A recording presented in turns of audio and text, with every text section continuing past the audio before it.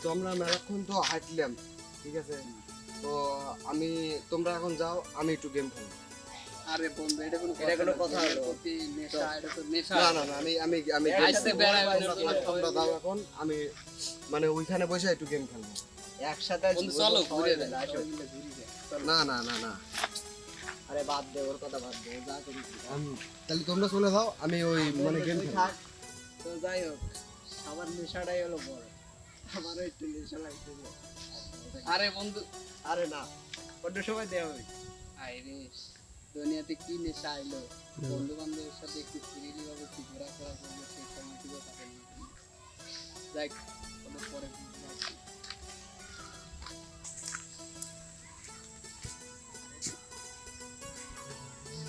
আমি তো ওদের যেতে যে ভুল করলাম, আসলে ওরা তো আমারই বন্ধু, ওদের তো নেশা থেকে অবশ্যই আটকাতে হবে। এটা আমি বন্ধু হিসেবে আমার তো দায়িত্ব আছে, তাই ওদেরকে অবশ্যই আটকাতে হবে। বন্ধু সাগর, দাঁড়াও, তোমার সাথে কথা আছে, এখানে দাঁড়াও। আসলে বন্ধু, আমি তো তোমাদের দুইজনকে ঘরে যে ভুল করছি, কিছুক্ষণ যাওয়ার পরে বুঝতে পারছি আসলে বন্ধু নেশা করা আসলে ভালো না। আসলে না বন্ধু, তুই আটকাস না। আরে বন্ধু শোনো, তুমি কি জানো একটা ফ্যামিলিকে ধ্বংস করতে একজন নেশাখোর ছেলে যথেষ্ট। তুমি এখন বুঝতে পারছো না, কিন্তু কয়েকদিন পরে ঠিকই বুঝতে পারবে। আসলে নেশা না করে ভালোর পথে আসো, এখনো সময় আছে, নেশাগুলো ছেড়ে দাও। আচ্ছা, তাইলে তো ও তো গেল, নাইন তো ওখানে গেল। চলো, ওকে ওকে আটকে দাও।